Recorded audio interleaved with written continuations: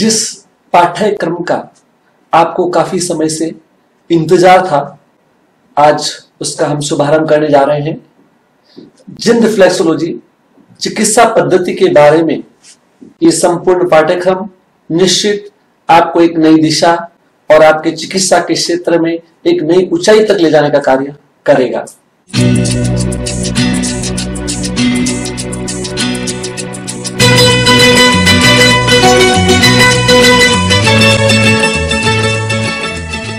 कहा गया है, prevention is better than cure and very healthy life without medicine is very very better. इन्हीं का अनुसरण करते हुए जैन चुंबक फर्म के संस्थापक औरंगाबाद के माननीय श्री अनिल जी जैन, जो विगत कई वर्षों से मेहनत, परिश्रम, प्रयास, रिसर्च करते आ रहे हैं और आज उनके जबरदस्त अनुभव ने एक ऐसी चिकित्सा पद्धति को विकसित किया जिनमें केवल हाथों और पैरों के पॉइंट्स दबाकर ही वे आपका परफेक्ट डायग्नोसिस कर लेते हैं और बता देते हैं कि आपको एक्चुअल में क्या प्रॉब्लम है और कौन सी प्रॉब्लम आपके अंदर विकसित हो रही है। और इसी चिकित्सा पद्धति को उन्होंने नाम दिया है जिन रिफ्लेक्सोलॉजी। तो आइए और जानें जिन रिफ्लेक्सोलॉजी क्या है और यहाँ पर किस तरह से ट्रीटमेंट होता है इस गाने के माध्यम से। Thank you. जय जिनेन्द्र। जैन चुंबक में आकर यहाँ जीने रिफ्लेक्सोलॉजी को जाने, जैन चुंबक में आकर यहाँ जीने रिफ्लेक्सोलॉजी को जाने। ना दवा ना कोई इंजेक्शन, स्वस्थ और हम निरोगी हो जाए।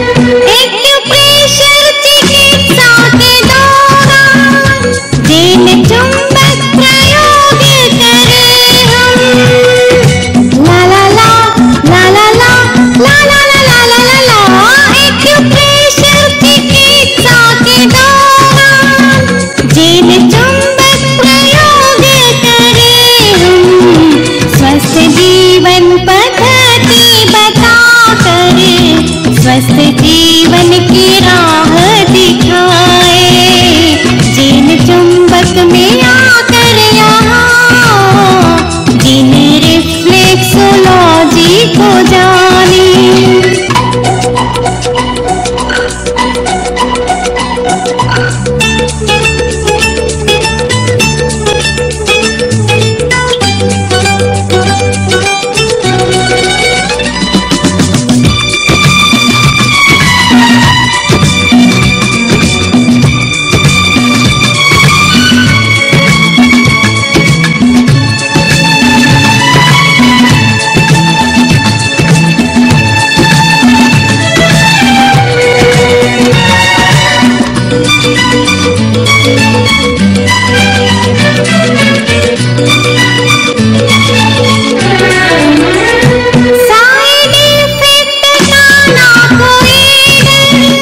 मशीनी जांचों का ना कोई भय, ला ला ला ला ला ला ला ला ला ला ला ला ला, साइड इफेक्ट का ना कोई भय, मशीनी जांचों का ना कोई भय, सबसे सरल प्रभावी चिकित्सा विश्व में नंबर 1 इसे माना, जिन चुंबक में आकर यहाँ जिन रिफ्लेक्सोलॉजी को जाने, ना दवा ना कोई इंजेक्शन, स्वस्थ और हम निरोगी हो जाए। नमस्कार। बहुत ही सुंदर गीत का प्रस्तुतिकरण किया है कीर्ति जी पाटनी ने, और उन्होंने इसे भाव में गूंथकर इस चिकित्सा पद्धति के आपके सामने रखने का प्रयास किया, और साथ ही साथ में चलने वाले स्लाइड शो ने आपको निश्चित ही जिन रिफ्लेक्सोलॉजी चिकित्सा पद्धति का जो 33 सालों का जो हमारा इतिहास है, गौरवशाली इतिहास है, उस इतिहास का अवलोकन आपने किया है, और निश्चित आप उसकी गहराई को समझ पाए होंगे। और हम अब प्रारंभ करने जा रहे हैं आगे। अपने जीवन के अंदर हर व्यक्ति चाहता है कि हमेशा मैं खुश रहूं, हमेशा यंग बना रहूं, हमेशा मेरी स्वस्थ लाइफ रहे, स्वस्थ जीवन शैली रहे, और साथ ही साथ स्फूर्तिमान और हैंडसम दिखूं। इसके लिए वह हमेशा प्रयासरत रहता है। और जीवन में आने वाली अनेक प्रकार की परिस्थितियां होती है, और उन परिस्थितियों के अंदर जो तनाव हमारे जीवन में आता है, उस तनाव से हम कैसे मुक्त हो जाए, उस तनाव से हम कैसे दूर रहे, उसके लिए भी वह प्रयासरत रहता है। और उसके बाद विभिन्न प्रकार की बीमारियां, चाहे वो अनिद्रा है या तनाव है या फिर माइग्रेन की शिकायत है, ये अनेक प्रकार की बीमारियां हो सकती हैं, उन बीमारियों से भी दूर रहना चाहता है। और विभिन्न प्रकार के दर्द, चाहे वो घुटने का दर्द हो, गर्दन का दर्द हो या फिर कमर का दर्द हो, इन सब से राहत प्राप्त करने के लिए वह निरंतर प्रयास करता रहता है। उसके लिए कई प्रकार की चिकित्सा पद्धतियों को अपनाता है, और कहीं कहीं स्वस्थ रहता है और कभी स्वस्थ नहीं भी रह पाता है। मैं अपनी बात शुरू करने से पहले एक छोटी सी बात शेयरिंग करना चाहूंगा। एक महिला जिसके सिर में दर्द हो रहा था, अपने सिर के दर्द से वो परेशान थी।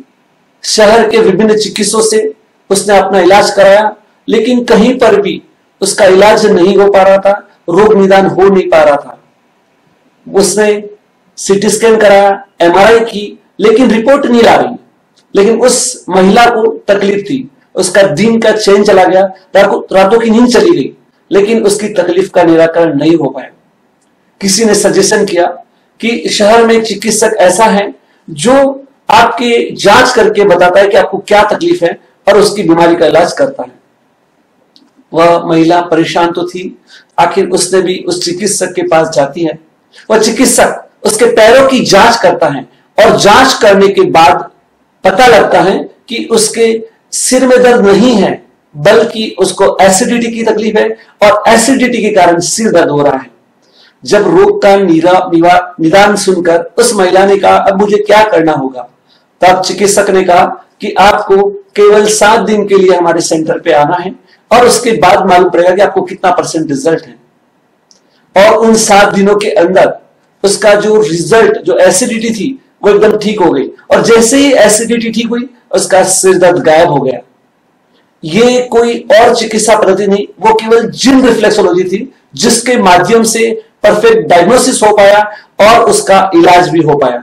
ऐसे ही कई जिंदगियों को बचाने वाली चिकित्सा पद्धति है जिन रिफ्लेक्सोलॉजी, जिससे आज हम रूबरू होने वाले हैं, जिसके माध्यम से हम जान पाएंगे कि जिस चिकित्सा पद्धति में कोई एमआरआई नहीं है, सीटी स्कैन नहीं है, एक्सरे नहीं है, लेकिन फिर भी हम उसके माध्यम से रोग निदान कर पा रहे हैं। और साथ ही साथ ये जो चिकित्सा पद्धति रही हुई है, वह चिकित्सा पद्धति केवल अनिद्रा की प्रॉब्लम को ही सॉल्यूशन नहीं करेगी, बल्कि आपके जीवन में अगर फर्टिलिटी की प्रॉब्लम्स है तो उसके अंदर भी आपको सॉल्यूशन उपलब्ध कराने वाली ये चिकित्सा पद्धति रही हुई है। और आज ये अपने गुणों के कारण ही सारे विश्व के अंदर लोकप्रिय हो रही है। और उसी कड़ी में साउथ अफ्रीका के अंदर हमारा एक ऑथराइज सेंटर चल रहा है, जिसके प्रमुख हैं लीन पिटोरियस, जिन्होंने इस चिकित्सा पद्धति को मतलब सारे साउथ अफ्रीका के अंदर पहुंचाने का बीड़ा उठाया है। उसके लिए हम उनका बहुत बहुत धन्यवाद देते हैं। अब ये पूरे विश्व के अंदर लोकप्रिय हो रही है। तो आइए हम चिकित्सा पद्धति को जानें।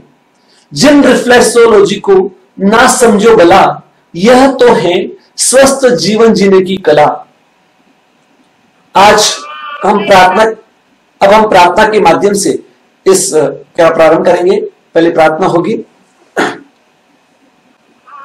वना दिन रात मेरी सब सुखी संसार हो, सत्य संयमशील का व्यवहार बारंबार हो, धर्म के विस्तार से संसार का उद्धार हो, पाप का परित्याग हो और पुण्य का संचार हो, ज्ञान की सद्ज्योति से अज्ञानतम का नाश हो, धर्म के सद आचरण से शांति का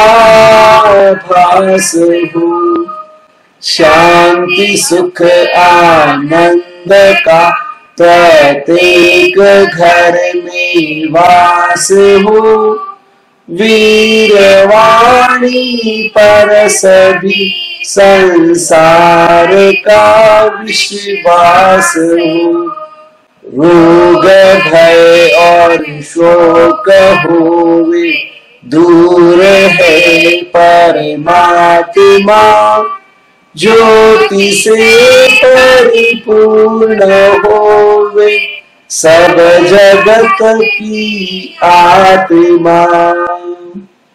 नमस्कार।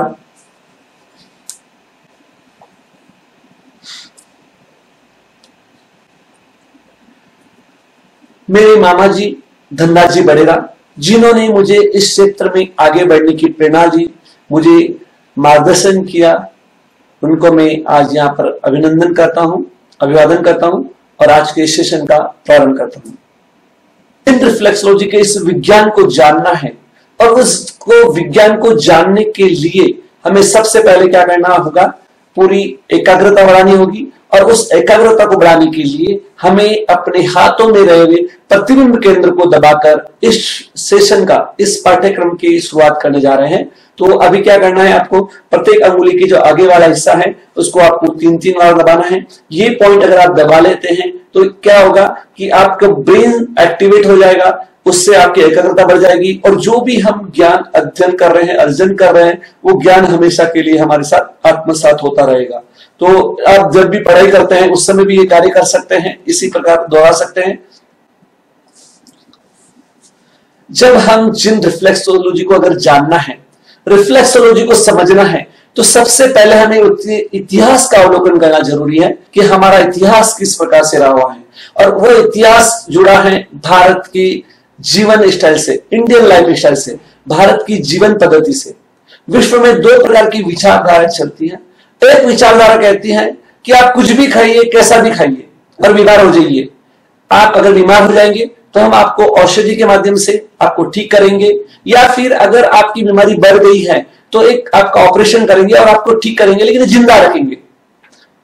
लेकिन कहने के लिए एक छोटा सा ऑपरेशन होता है, लेकिन जिस व्यक्ति का ऑपरेशन होता ना, उस व्यक्ति से पूछिए उसके क्या हालात हो जाते हैं। वह आदमी परेशान हो जाता है, यानी कि पैसों की बर्बादी होती है अलग से, और उसका दिन का चैन चला जाता है, रातों की नींद चली जाती है, और उसका पूरा परिवार डिस्टर्ब हो जाता है। और इसी प्रकार से जब हम दूसरी विचारधारा की बात करते हैं, जो है भारतीय संस्कृति की एक प्रमुख देन है। भारतीय संस्कृति हमेशा इस बात में विश्वास करती है, the prevention is better than cure, यानी कि बीमारी को आने ही नहीं देना, यह हमारा उद्देश्य है। तो हम दूसरी जो विचारधारा रहेगी, जो भारतीय संस्कृति से ओतप्रोत है, उस विषय पर हम बात करने वाले हैं कि क्या था भारतीय जीवन शैली। आइए हम उससे रूबरू होते हैं। भारत प्राचीन काल के अंदर, जहां पर विश्व की सभी संस्कृतियों ने जन्म स्थली के रूप में माना जाता है, जहां पर बिना साधन के केवल आकाशगामिनी विद्या के माध्यम से आकाश में उड़ने की विद्या उनके पास में थी। यहां तक कि विश्व की किस कोने में कोई घटना हो रही है, उस घटना को रूबरू कराने का काम, यानी कि बिना किसी साधन के केवल ध्यान के माध्यम से करने का विज्ञान इस देश के प्राचीन विद्वानों के पास में था।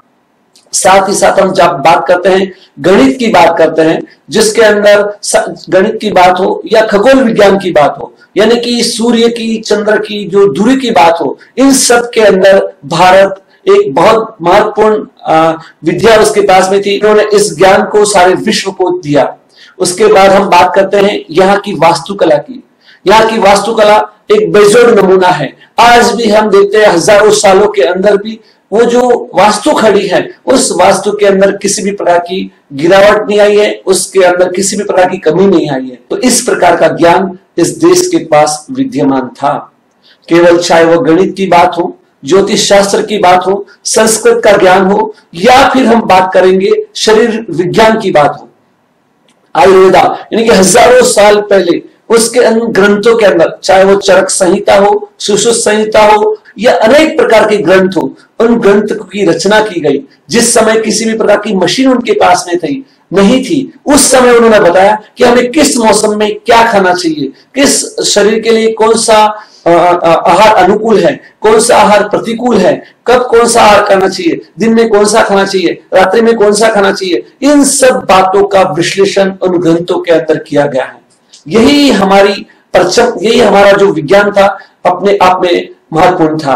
साथ ही साथ सर्जरी के क्षेत्र में भी इतना ज्यादा विज्ञान था कि उन्होंने, जब आप ये चित्र देखेंगे तो आप चौंक जाएंगे कि प्राचीन काल में भी कोई प्लास्टिक सर्जरी होती थी, प्राचीन काल के अंदर भी ऐसे टेस्ट ट्यूब बेबी पैदा होते थे। तब आप जानेंगे कि वास्तव में भारत का जो ज्ञान था एक विशाल ज्ञान था। और आज और भारत के लोग, जो प्राचीन कालीन लोग थे, वो क्या करते थे कि धर्म पे विश्वास करते थे, यानी धर्म पे विश्वास करते थे। और इसीलिए जो भी हमारे विद्वानों को, जो भी हमारे जो आचार्य थे, जो ऋषि मुनि संत थे, उन्हें जो भी हमारे शरीर के लिए योग्य बात हो या जो हमारे समाज के लिए योग्य बात हो, उसे वो क्या करते थे, परंपरा को धर्म के साथ जोड़ते थे, परंपरा के साथ जोड़ते थे। और वही बात आज आपके सामने बताने जा रहा हूं कि प्राचीन काल की परंपराएं और आज का जो साइंटिफिक एविडेंस क्या है, उसके बारे में हम बात करने जा रहे हैं। सबसे पहले हम बात करेंगे कि पांव धोने की प्रथा, यानी कि फुट वॉश ट्रेंड, यानी कि प्राचीन काल में इस देश में एक ऐसी पद्धति विद्यमान थी जिसके अंतर्गत जब घर के बड़े बुजुर्ग बाहर जाते थे और वापस घर में लौटते थे तो उनके पैरों को धोया जाता था। क्या कारण था? एक तो पूरे नेगेटिव एनर्जी जो है वो हमारे घर में नहीं आनी चाहिए, और साथ ही साथ पांव धोने के बाद क्या होता था कि दिन भर की जो थकान है वो थकान दूर हो जाती थी और हम अपने आप को रिलैक्स हो जाते थे, गहरी और अच्छी नींद आती थी। और यही कारण है कि आज भी बहुत सारी परंपराएं, यानी कि चाहे वो मुस्लिम समाज की बात हो, जब वो नमाज अदा करते हैं तो उससे पहले भी वजू करते हैं, है ना, जिससे वजू करते हैं। तो कहने का मतलब है कि ये सारी परंपराएं प्राचीन काल से इस देश में विद्यमान थी। उसके बाद हम बात करेंगे दूसरी एक बहुत महत्वपूर्ण परंपरा है, the no food after sunset, यानी कि आपको सूर्य अस्त होने के बाद में कुछ भी भोजन नहीं करना है।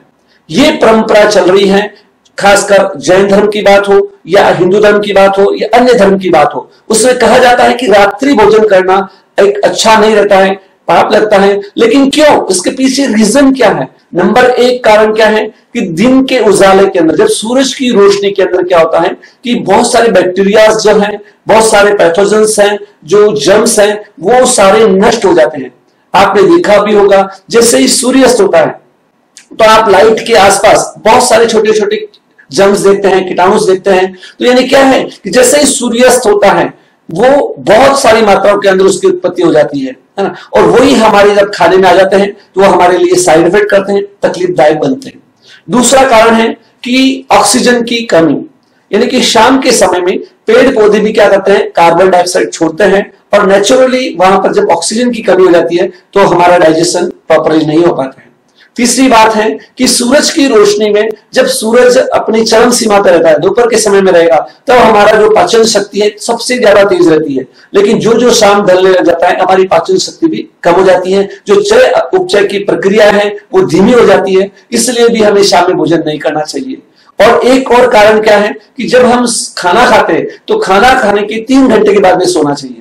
क्यों? क्योंकि जब हम खाना भोजन करते हैं तो हमारी जो स्टमक है उसके अंदर एक एसिड बनता है, HCl, हाइड्रोक्लोरिक एसिड, तेजी से निर्माण होता है, और वो लगभग 2.5 से 3 घंटे तक जो हमारा भोजन है, फूड है, जो स्टमक में रहता है, तब तक अगर हम सोते हैं तो क्या होता है कि वो जो एसिड डायफ्राम को टच होता है, मतलब कार्डियक वाल्व को टच होगा, और जिससे एसिडिटी, जलन होना जैसी बीमारियां हमारे शरीर में आ जाती है।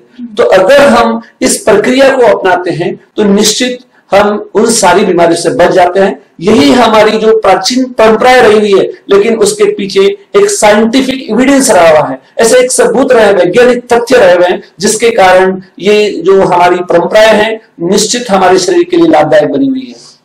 उसके बाद हम बताना चाहूंगा, एक और परंपरा की और बात करना चाहूंगा कि जैसे हम जब छोटे थे तब स्कूल में तो कोई चीज भूल जाते थे, होमवर्क करना भूल गया या कोई याद नहीं रहा, तो हमारे जो अध्यापक है वो हमें क्या करते थे, एक सजा में खड़ा करते थे, और सजा भी कैसे दी जाती थी कि आप अपने दोनों कान पकड़ लीजिए, है नहीं, और उसके बाद में उठ बैठ करिए।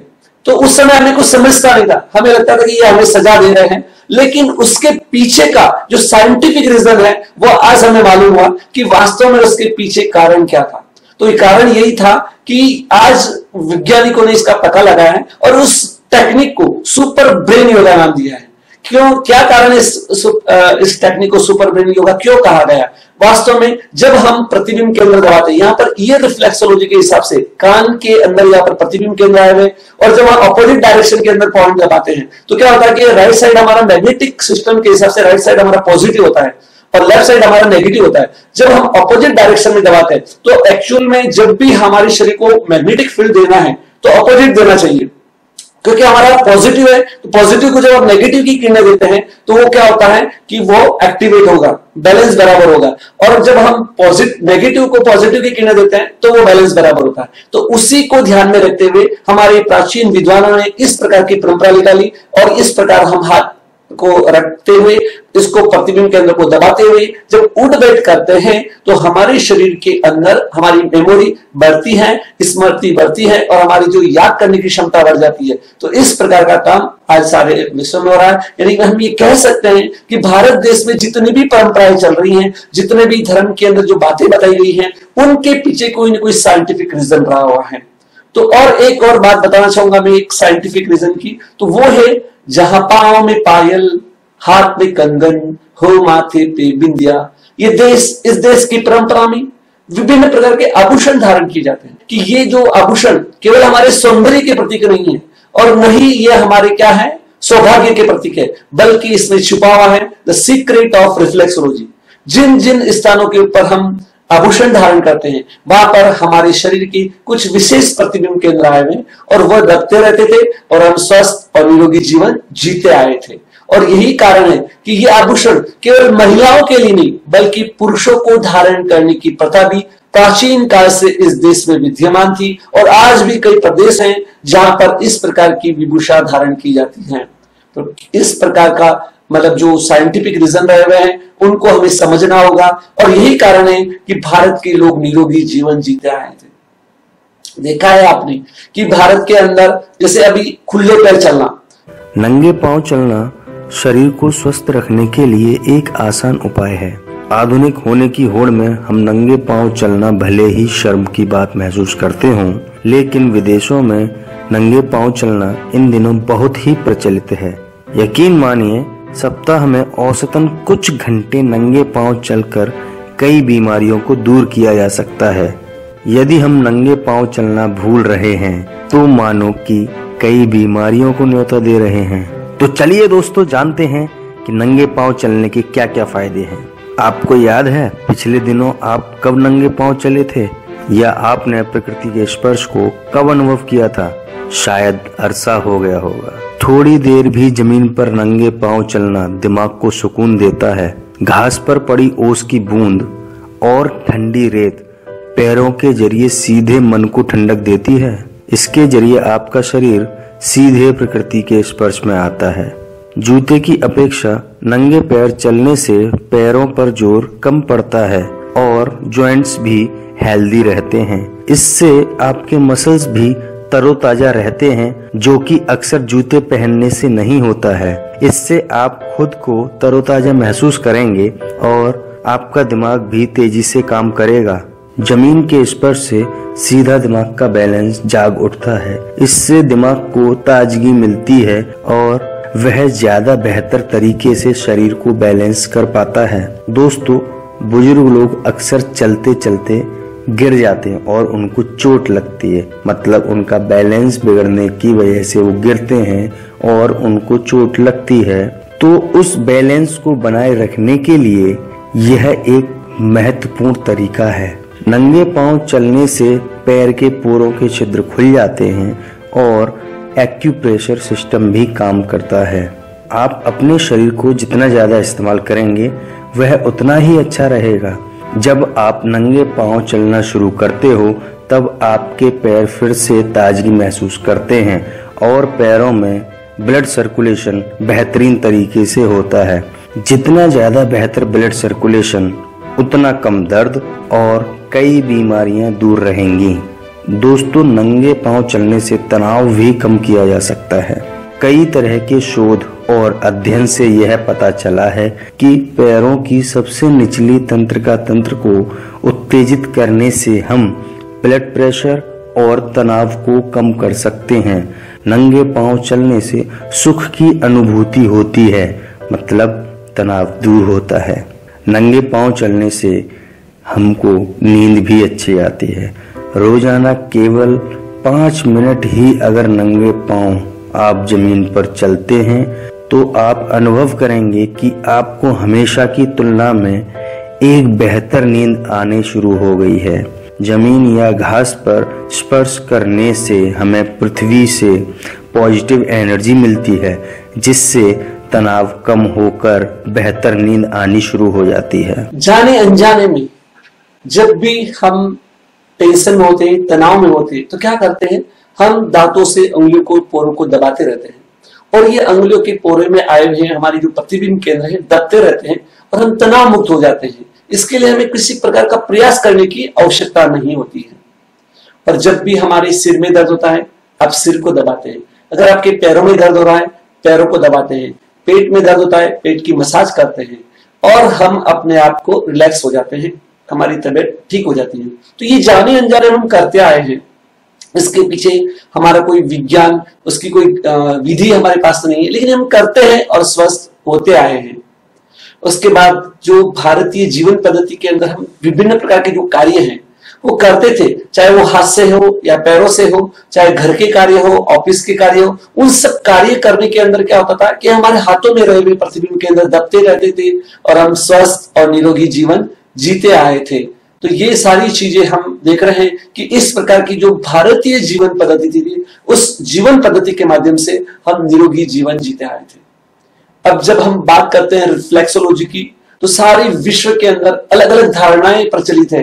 कोई कहता है कि ये चाइना से है, कोई कहता है इजिप्ट से है, कोई कहता है यूएस से, लेकिन इस चिकित्सा पद्धति का उद्गम स्थल भारत देश रहा हुआ है। उसको प्रदर्शित करने के लिए ये छायाचित्र ही काफी है, जो कि देश के हजारों मंदिरों में आया हुआ है, हजारों नहीं लाखों ग्रंथों के अंदर प्रकाशित हो चुका है, और जिसके अंदर बताया गया है कि गॉड विष्णु जो देवता है, विष्णु जो भगवान के रूप में रहे, उन विष्णु जी और लक्ष्मी जी का छायाचित्र, लक्ष्मी जी उनके पैरों को दबा रही हैं, यानी कि विष्णु जी को भारतवासी एक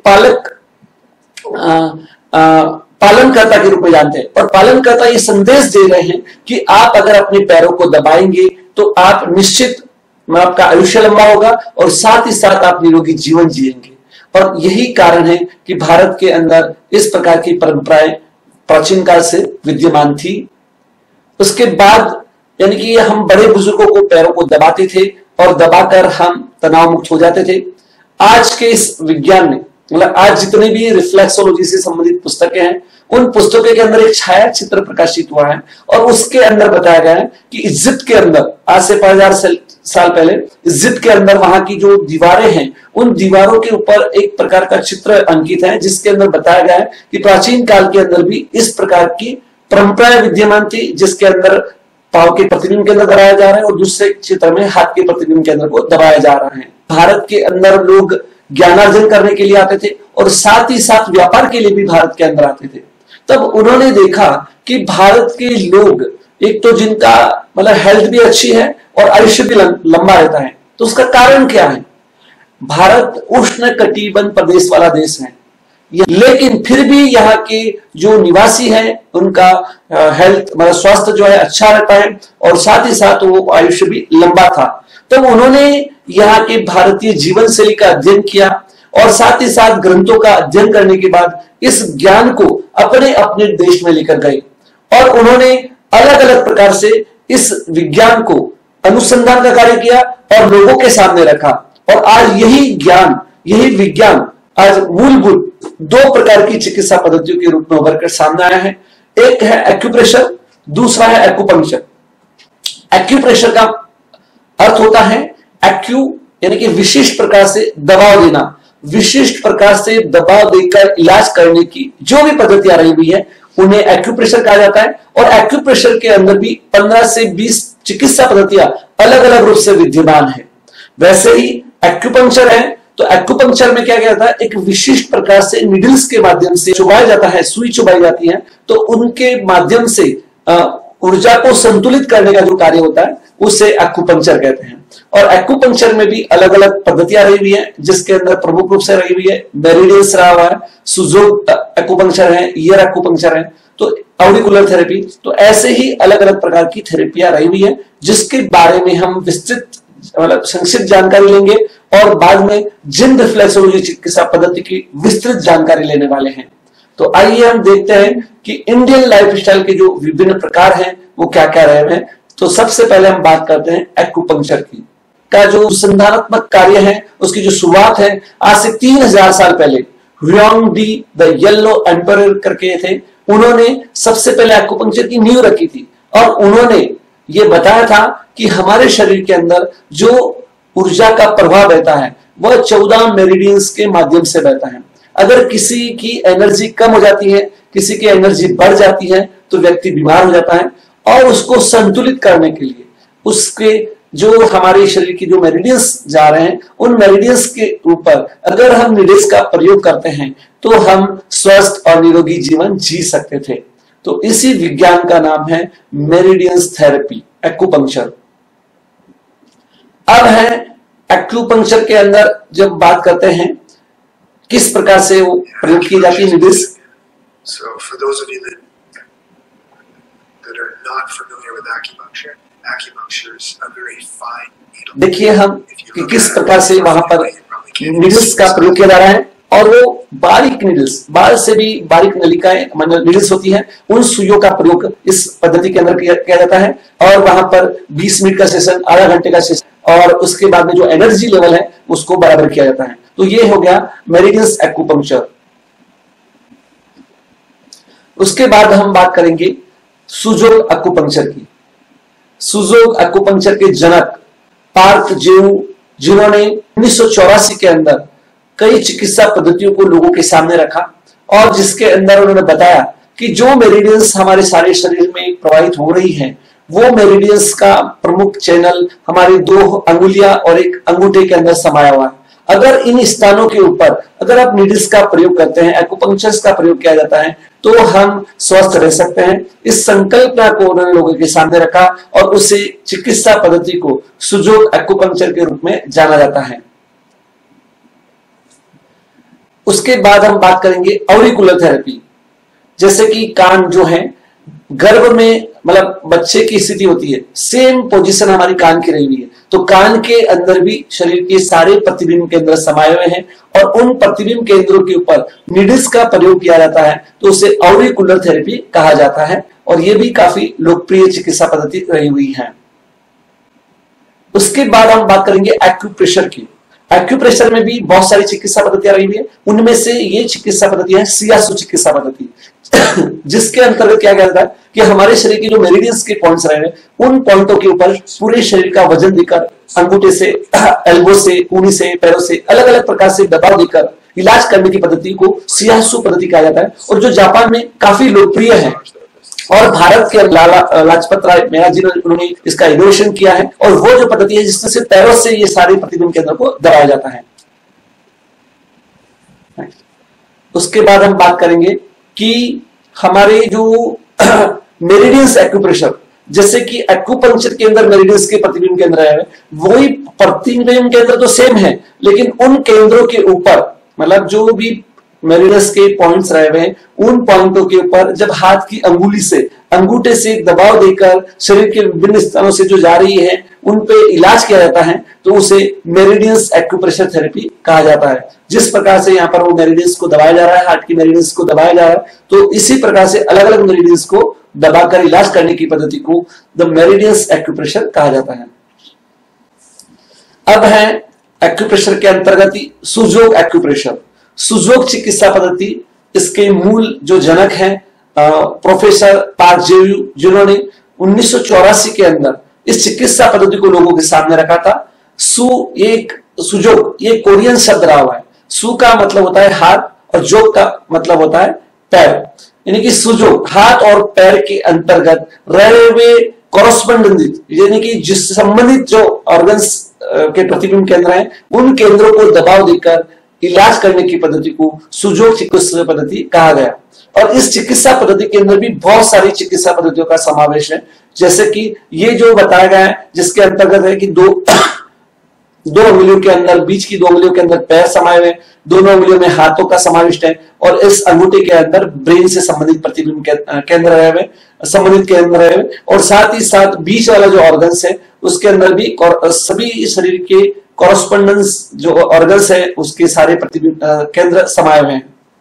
तो अब ये है सुजोग मेन कॉरस्पॉन्डेंस पद्धति। उसके बाद उन्होंने एक चिकित्सा पद्धति बताई थी कि उसके अंदर एक ही अंगुली के अंदर भी शरीर के सारे प्रतिबिंब केंद्र समाये हुए हैं, जिसका नाम है सुजोग इंसेक्ट थेरेपी। उसके बाद उन्होंने कहा कि एक अंगूठे के इस भाग में भी शरीर के सारे प्रतिबिंब केंद्र समाये हैं, जिसका नाम है सुजोग मिनी करके कहा जाता है। और ऐसे ही अलग अलग चिकित्सा पद्धतियां, सिल्स थेरेपी है, उसके बाद मैग्नेट थेरेपी भी है उसमें, उसके बाद 6 की एनर्जी है, यानी कि अलग अलग कई चिकित्सा पद्धतियों का समावेश सुजोग के अंदर किया गया है, जिसके माध्यम से भी लोग निरोगी जीवन जी रहे हैं और लाभान्वित हो रहे हैं। अब बात करेंगे हम रिफ्लेक्सोलॉजी की। तो रिफ्लेक्सोलॉजी को जो है हमारे शरीर के अंदर क्या महत्व रहा है, आइए हम बात करेंगे कि सबसे पहले एक्यूप्रेशर के अंतर्गत, यानी कि जर्मनी के फिजिशियन डॉक्टर अल्फोंस कॉर्नेलियस, उन्होंने सबसे पहले अपनी एक बुक्स निकाली थी जिसके अंदर बताया था pressure points, their origin and significance. तो उस किताब के माध्यम से उन्होंने जो हमारे शरीर के जो पेनफुल पॉइंट को हम कैसे कम कर सकते हैं उसके बारे में जानकारी दी थी। उसके बाद जोन थेरेपी का मतलब जो जनक है डॉक्टर विलियम फिजरॉल, उन्होंने आज से 100 साल पहले, जो कि अमेरिकन ENT स्पेशलिस्ट डॉक्टर थे, और उन्होंने मतलब यानी कि सेंट फ्रांसिस हॉस्पिटल के अंदर वो अच्छी प्रैक्टिस कर रहे थे, और उन्होंने इस चिकित्सा पद्धति पर रिसर्च किया, अनुसंधानात्मक कार्य किया, और पहली बार हमारे शरीर के अंदर उन्होंने जोन थेरेपी मतलब यानी कि 10 जोन बनाए, और उसके अंदर जिस जोन के अंदर जो हमारे शरीर का विभाग आता था, उस विभाग के प्रतिबिंब केंद्र को दबा देकर इलाज करने की पद्धति को जोन थेरेपी कहा गया। तो जोन थेरेपी के जनक जो थे, जो कि विलियम फ्रिजोल उनके आज किया, मतलब रिसर्च किया, और उस रिसर्च के ऊपर ही आज के रिफ्लेक्सोलॉजी की नींव टिकी हुई है। इसलिए उन्हें फादर ऑफ जोन थेरेपी भी कहा जाता है, फादर ऑफ रिफ्लेक्सोलॉजी भी कहा जाता है।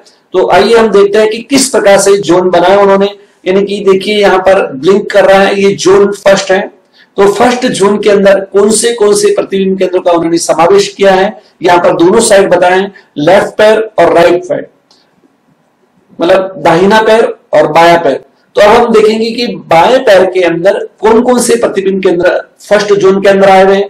पिट्यूटरी है, पिनियल्स है, ब्रेन है, हाइपोथैलेमस है, टंग है, इसोफेगस है, थायराइड है, parathyroid, pancreas, adrenal, kidney, prostate glands, urinary tract, urinary bladder, sciatica, gonad glands and spinal. ये सारी की सारी जो प्रतिबिंब केंद्र हैं वो लेफ्ट साइड के अंदर फर्स्ट जोन के अंदर आते हैं।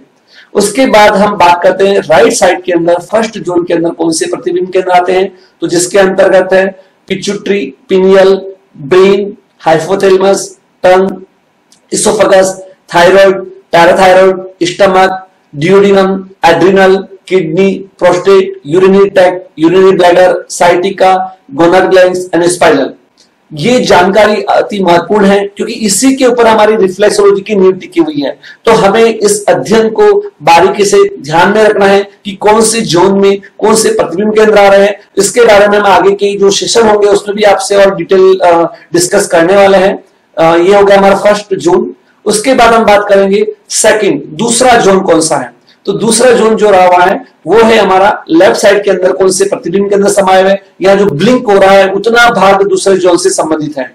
और इस जोन के अंदर लेफ्ट साइड में साइनस के, eye, chest, pancreas, stomach, large intestine, small intestine, rectum, sciatica, gonad glands, इन अंगों के प्रतिबिंब केंद्रों का समावेश इसमें हुआ है।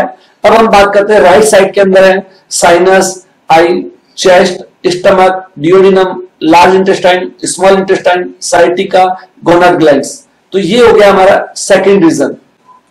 अब हम बात करेंगे कि तीसरे भाग के अंदर, तीसरे रीजन के अंदर, जोन के अंदर क्या क्या आया हुआ है। तो तीसरे जोन के लेफ्ट साइड के अंदर आए हुए हैं sinus, eye, lungs, chest, stomach, large intestine, small intestine, sciatica और गोनाड ग्लैंड्स। तो अब है राइट साइड के अंदर sinus, eye, lungs, liver, large intestine, small intestine, sciatica, gonad glands. तो इस प्रकार से इन जोनों के अंदर ये प्रतिबिंब के अंदर समाये हुए हैं। अब हम बात करते हैं नेक्स्ट स्लाइड में चौथे यानी कि फोर्थ जोन की बात करेंगे कि फोर्थ जोन के अंदर कौन से प्रतिबिंब के अंदर समाये हुए हैं। तो फोर्थ जोन के अंदर लेफ्ट साइड के अंदर sinus, lungs, thymus, heart, spleen, large intestine, sciatica, gonad glands. तो ये हमारी जो है लेफ्ट साइड के अंदर समाये हुए हैं। और राइट साइड यानी कि बाएं भाग के अंदर है sinus, lungs, thymus, liver, gallbladder, large intestine, small intestine, appendix, sciatica और गोनाड ग्लैंड्स। यानी कि दाहिने भाग में, शरीर के दाहिने भाग में राइट साइड के अंदर ये प्रतिबिंब के अंदर चौथे जोन के अंदर समाये हुए हैं। पांचवा जोन जो है उसके अंदर जब हम बात करते हैं बाएं भाग के अंदर, तो सबसे पहला है sinus, year, upper limb, lower limb, यानी कि अपर लिम्ब पूरा भाग और लोअर लिम्ब का पूरा भाग, साथ ही साथ साइटिका, गोनाड ग्लैंड्स आदि का इसमें समावेश हुआ है। और उसी समय यानी कि हम पांचवें जोन के राइट साइड के अंदर बात करते हैं, यानी कि दाहिनी साइड जो है उसके अंदर साइनस के, ईयर के, अपर लिम्ब के, लोअर लिम्ब के, साइटिका और गोनाड ग्लैंड्स के प्रतिबिंब के अंदर समाये हुए हैं। तो इस प्रकार से इन लेफ्ट के 5 जोन और राइट के 5 ऐसे 10 जोन के अंदर शरीर के सारे प्रतिबिंब केंद्रों का समावेश हुआ है। और उसके बाद हम बात करेंगे कि ये जो हॉरिजॉन्टली और वर्टिकली इसका जो विभाजन किया गया है और उसके अंदर अलग अलग केंद्रों की किस प्रकार से रूपरेखा आई है, जिसके बारे में भी हम नेक्स्ट अपना जो लेसन होगा उसके अंदर भी बात करने वाले हैं। अब हम बात करते हैं कि रिफ्लेक्सोलॉजी, जोन रिफ्लेक्सोलॉजी के जो जनक डॉक्टर विलियम फ्रिजोल, उनके शिष्य थे डॉक्टर रिले, जिन्होंने इस कार्य को आगे और गति बढ़ाई। उन्होंने काफी अनुसंधानात्मक कार्य किया और धीरे धीरे ये कार्य गति तेजी से बढ़ने लगा। और बाद में उन्हीं के शिष्य, डॉक्टर रिले के शिष्य जो थे डॉक्टर रिले के शिष्य यूनिक इनगाम, उन्होंने सबसे पहले रिफ्लेक्सोलॉजी, मतलब जो नाम है, नामकरण बताइए कि रिफ्लेक्सोलॉजी के रूप में नई चिकित्सा पद्धति के रूप में लोगों के सामने रखा था, क्योंकि लेकिन जोन थेरेपी का अपडेट वर्जन जिसे हम कह सकते हैं, रिफ्लेक्सोलॉजी नाम से उन्होंने शुरुआत की। और साथ ही साथ stories the feet can tell नामक पुस्तक का प्रकाशन किया और इस चिकित्सा पद्धति को मतलब बहुत सारे सेमिनार्स के माध्यम से अलग अलग गांव में जाकर, जैसे फादर ऑफ जॉन रिफ्लेक्सोलॉजी अपने विलियम फ्रिजोल को कहा जाता है, तो मदर ऑफ रिफ्लेक्सोलॉजी यूनिस इनगाम को कहा जाता है। तो कहने का मतलब है कि उन्होंने मतलब इस क्षेत्र में काफी अध्ययन किया और साथ ही साथ इसको पूरे यूएसए के अंदर प्रचार प्रसार का काम भी यूनिक इनगाम ने किया। और आज सारे विश्व के अंदर जितना भी प्रैक्टिस की जा रही है वो यूनिक इनगाम द्वारा जो बताए हुए जो बेस है, उस बेस को लेकर ही सारी चिकित्सा पद्धति मतलब सारी रिफ्लेक्सोलॉजी आगे बढ़ी है। सारे विश्व में अलग अलग प्रकार के लोग अलग अलग प्रकार से इस चिकित्सा पद्धति को कर रहे हैं। अब तो रिफ्लेक्सोलॉजी जो है क्या है, तो रिफ्लेक्सोलॉजी एक ऐसी चिकित्सा पद्धति है जिसके अंदर हाथ में, पांव में, पैरों में और शरीर और कानों में शरीर के प्रतिबिंब केंद्र आए हुए हैं और उन केंद्रों को दबाव देकर इलाज करने की पद्धति को रिफ्लेक्सोलॉजी कहा जाता है। और ये जो चिकित्सा पद्धति है फेस रिफ्लेक्सोलॉजी रही हुई है, जिसके अंदर चेहरे के अंदर भी सारे शरीर के प्रतिबिंब के अंदर समाये हुए हैं, जिसके अंतर्गत ईयर रिफ्लेक्सोलॉजी भी है जो कान के अंदर शरीर के सारे प्रतिबिंब के अंदर समाये हुए हैं। उसके बाद हैंड रिफ्लेक्सोलॉजी भी रहा हुआ है, जैसे कि हाथ के अंदर भी शरीर के सारे प्रतिबिंब के अंदर समाये हुए हैं। फुट रिफ्लेक्सोलॉजी, पांव में भी शरीर के सारे प्रतिबिंब के अंदर समाये हुए हैं। उसके बाद हम बात करते हैं कि ये जो रिफ्लेक्सोलॉजी है सारे वर्ल्ड के अंदर लोकप्रिय हो रही है। जिस प्रकार से मतलब वो एक नदी होती है, वो उद्गम स्थल से एक छोटे से उद्गम स्थल से निकलती है, लेकिन धीरे धीरे वो अपनी विशालता लिए आगे बढ़ती रहती है। जितना आगे बढ़ती है उतना विशाल होता रहता है। वैसे ही रिफ्लेक्सोलॉजी जब शुरू हुआ था तो एक छोटे से शुरुआत से हुई थी, लेकिन बाद में इसका जो प्रचार प्रसार इतना ज्यादा बढ़ गया कि सारे विश्व के अंदर अलग अलग प्रकार से, यानी कि हम जब बात करते हैं रिफ्लेक्सोलॉजी के अंदर तो सारे विश्व के अंदर 1500 से ज्यादा पुस्तकों का प्रकाशन हो चुका है और उसके अंदर मतलब बहुत सारे हजारों इंस्टीट्यूट काम कर रहे हैं और लाखों थेरेपिस्ट मिलकर करोड़ों लोगों को इसका फायदा दे रहे हैं। तो इस प्रकार की ऐसी चिकित्सा पद्धति मतलब जो सारे विश्व में लोकप्रिय है और उसका फायदा लोग ले रहे हैं। तो ऐसे समय के अंदर जब हम देखते हैं इतनी सारी चिकित्सा पद्धतियां हैं, तो उससे समय में एक अलग से चिकित्सा पद्धति रिफ्लेक्सोलॉजी के अंदर लाने का क्यों प्रयास किया गया, एक हमारे मन में सवाल उठता है। देखिए कि रिफ्लेक्सोलॉजी को वर्ल्ड में कितना, और जहां तक मेरा सवाल है दिख रहा हूं मैं कि पूरे विश्व में 90% लेडीज मतलब महिलाएं चिकित्सक इस क्षेत्र में काम कर रही हैं, जो एक बहुत बड़ी उपलब्ध बात है। और आज भारत के अंदर भी इस चिकित्सा पद्धति का प्रचार प्रसार काफी हो रहा है। और उसी दरमियान जब मतलब अपन बात करते हैं चिकित्सा पद्धति के अंदर, वहां पर इतनी लोकप्रिय है कि प्रदर्शनियों के अंदर भी जब प्रदर्शनी लगती है तो वहां पर बहुत सारे स्टॉल्स के अंदर इस प्रकार की चिकित्सा पद्धति का लोग लाभ लेते हैं, फायदा लेते हैं। बड़े बड़े इंस्टीट्यूट्स इसके ऊपर काम कर रहे हैं। अब ये काम करते करते जब आज से हम पिछले 33 सालों से इस चिकित्सा के क्षेत्र में कार्यरत हैं और जो रिफ्लेक्सोलॉजी सारे विश्व में चल रही है वही रिफ्लेक्सोलॉजी हम भारत के अंदर प्रचार प्रसार का कार्य कर रहे थे। करते करते एक सेशन चालू था, जब मैं सिखा रहा था तो एक स्टूडेंट ने मुझे सवाल किया कि मेरे पास एक किताब है, उस किताब के अंदर जो आप पॉइंट्स की पोजीशन बता रहे हैं वो अलग है और मेरे पास जो आप जो सिखा रहे हैं वो अलग है, तो ऐसा क्यों है? इससे पहले मैं वो किताब देख चुका था और ऐसे ही बहुत सारी किताबों का अध्ययन भी कर चुका था, लेकिन मेरे मन मस्तिष्क में ऐसा सवाल नहीं आया। लेकिन उस विद्यार्थी ने मेरे जीवन की दिशा और दशा बदल दी। जैसे ही उसने सवाल किया उसके पश्चात हमने कहा कि हमारे जो गुरु हैं उनसे हमने ये सीखा है, इसलिए आपको ये बता रहे हैं और इसके अच्छे रिजल्ट भी आ रहे हैं। लेकिन उस विचार के बाद मैंने जितने भी चिकित्सक थे, सीनियर चिकित्सक थे जिन्होंने किताबें लिखी हैं, जिनका अच्छा कार्य था, उनसे हमने बातचीत की कि क्यों नहीं हमें एक रिसर्च का काम करना चाहिए, क्योंकि अलग अलग किताबों के अंदर अलग अलग पॉइंट की पोजीशन आई हुई है और ये हम देख भी रहे हैं। तो सभी ने कहा कि हम इतने सालों से इस चिकित्सा के क्षेत्र में कार्यरत हैं, हमें तो रिजल्ट मिल रहे हैं, परिणाम मिल रहे हैं, हमें कोई अनुसंधान करने की आवश्यकता नहीं है, लेकिन आप कर सकते हैं। तो उन्हीं लोगों की प्रेरणा लेकर, उनसे मार्गदर्शन लेकर हमने एक अनुसंधान का कार्य किया।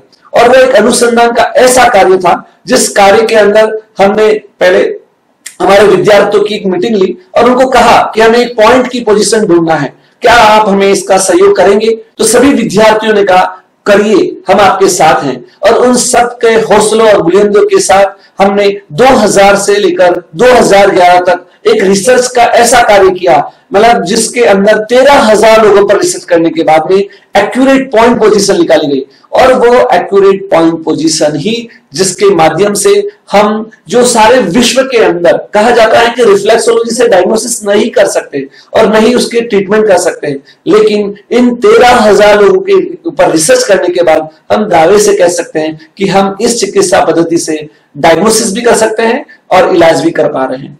तो वही ज्ञान को आज आपके सामने रखने का हम प्रयास कर रहे हैं कि किस प्रकार से यह रहा हुआ है, और उसका पूरी विस्तृत जानकारी हम इस सेशन के माध्यम से आपको लेने जा रहे हैं।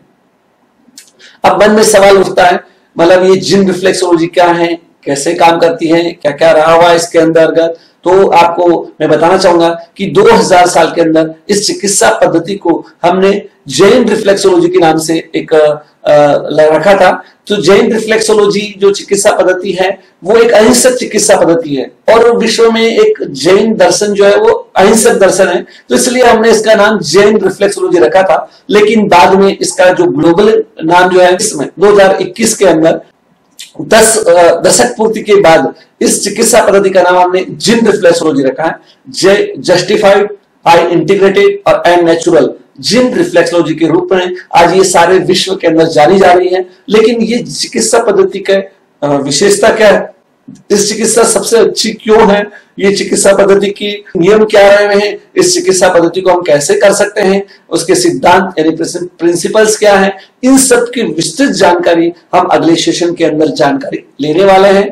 तब तक आपको आज के सेशन के संदर्भ में किसी भी प्रकार की अगर आपको लगता है कि आपके कुछ सवाल हैं तो आप नीचे कमेंट्स बॉक्स में आपके सवाल को लिख दीजिए। नेक्स्ट सेशन में हम उसका आपको जवाब देने का प्रयास करेंगे। और आपकी कोई भी प्रकार की फीडबैक होता है, आपका कोई भी सजेशन होता है, आप हमें निश्चित दीजिए, आप बिना शंका के दीजिए, ताकि हम इसको और ज्यादा अच्छी तरह से डेवलपमेंट कर सकते हैं, ज्यादा लोगों का फायदा दे सकते हैं, लाखों लोगों तक पहुंच सकते हैं। तो उसके लिए आपके सुझाव आमंत्रित है। और आप इस सेशन को मतलब सीखने के लिए, एक ऐसी चिकित्सा पद्धति को सीखने के लिए तैयार हुए हैं, इसलिए आपका धन्यवाद है। और आगे के सेशन के अंदर फिर मिलेंगे। नमस्कार।